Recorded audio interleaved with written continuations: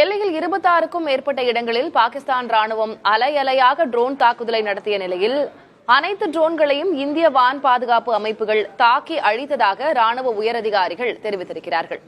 எத்தகைய தாக்குதலையும் எதிர்கொள்ளும் இந்த வான் பாதுகாப்பு அமைப்புகளின் அசாத்திய செயல்திறனை சிறப்பு வரைகலையில் விளக்குகிறார் செய்தியாளர் பாலவெற்றிவேல்.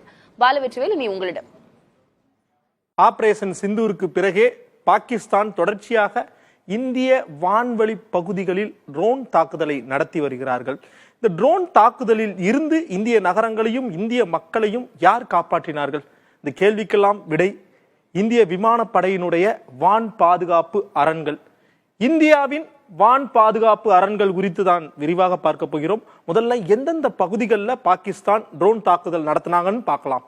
இந்தியாவின் தலைப்பகுதியான காஷ்மீரில் உள்ள பூஞ்ச், பாரமுல்லா, ஸ்ரீநகர்,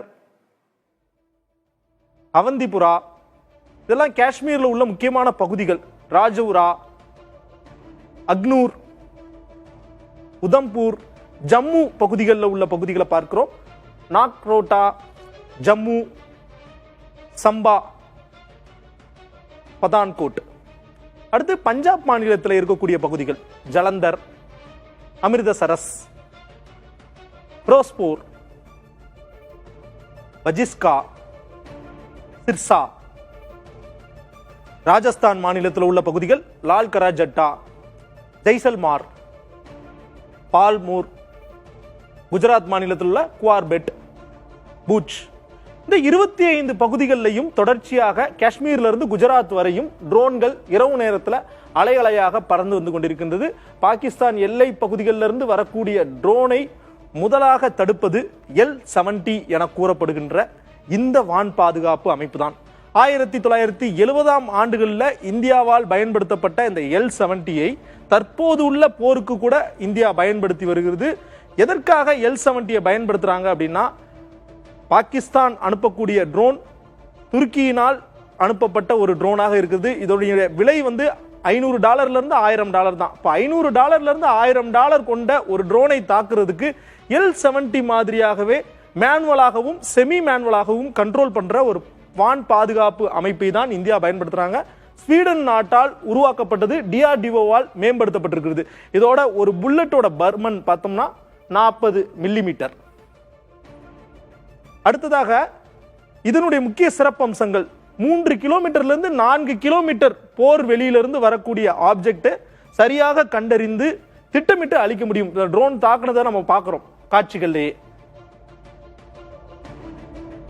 அடுத்ததாக ஒரு நிமிடத்திற்கு 300 ரவுண்டுகள் வரை சுட்டு தள்ள முடியும். அப்ப 300 ட்ரோன்கள் வரை இதனால் வீழ்த்த முடியும்.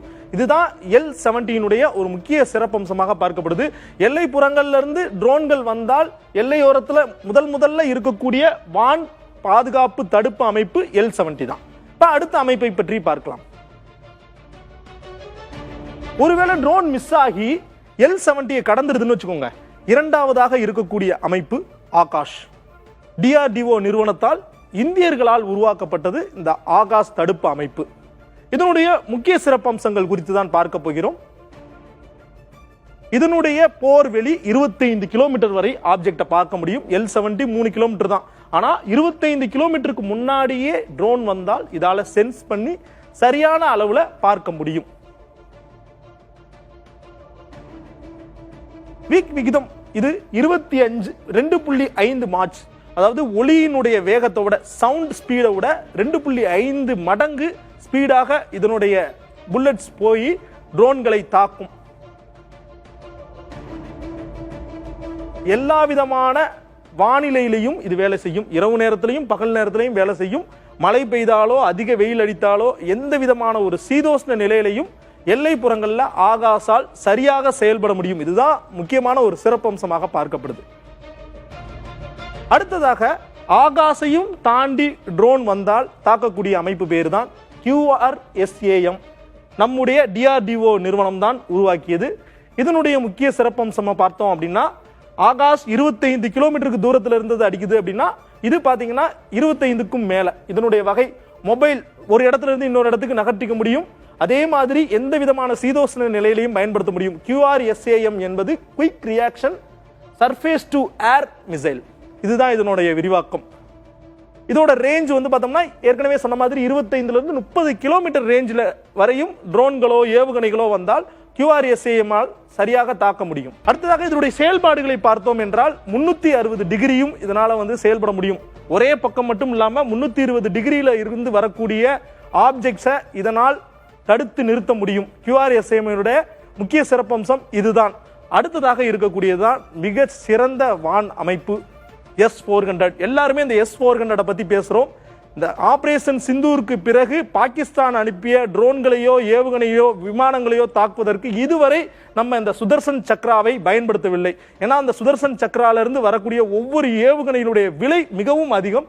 ரொம்ப தேவைப்பட்டா மட்டும்தான் இதை பயன்படுத்துறோம். இதனுடைய போர்வெளி அதிகபட்சமாக 400 கிலோமீட்டர் தள்ளி இருந்து வரக்கூடிய ஏவுகணைகளை நம்மளால் இதன் மூலமாக நிறுத்த முடியும். ஏர்கிராஃப்டை கூட தாக்க முடியும். ஏர்கிராஃப்டை நம்ம தாக்கி இருக்கிறோம், பாகிஸ்தானுடைய தடுத்து நிறுத்தி இருக்கிறோம் என இந்திய விமானப்படை தெரிவித்திருக்கிறாங்க.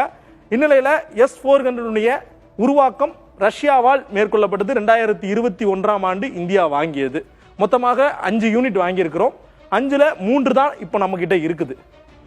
இதனுடைய திறன் வந்து பார்த்தோம்னா 300 இலக்குகளை கண்காணிக்க முடியும். ஒரே நேரத்தில் 300 விதமான ஆப்ஜெக்ட்ஸை இதனால பார்க்க முடியும், சென்ஸ் பண்ண முடியும். ஆனா ஒரே நேரத்தில் 36 இலக்குகளை தான் இதனால் சுட்டு வீழ்த்த முடியும். இதுதான் இதோட ஒரு முக்கியமான ஒரு சிறப்பம்சமாக பார்க்கப்படுகிறது. மொத்தமாக பார்த்தோம் என்றால் இந்தியாவினுடைய வான் பாதுகாப்பு அரண்களாக இருக்கக்கூடியது L-70, ஆகாஷ், QRSAM மற்றும் S-400. இந்த 4மே கடந்த 4 நாட்களாக இந்திய வான் பகுதிகளில் காஷ்மீர்ல இருந்து பஞ்சாப், ராஜஸ்தான் மற்றும் குஜராத்தின் எல்லையோர பகுதிகளில் பறந்து வந்த ட்ரோன்களை தடுத்து நிறுத்தியதில் ஒரு முக்கிய அரணாக இருந்திருக்கிறது. தொழில்நுட்ப ரீதியாக இந்திய ராணுவம் எந்த அளவிற்கு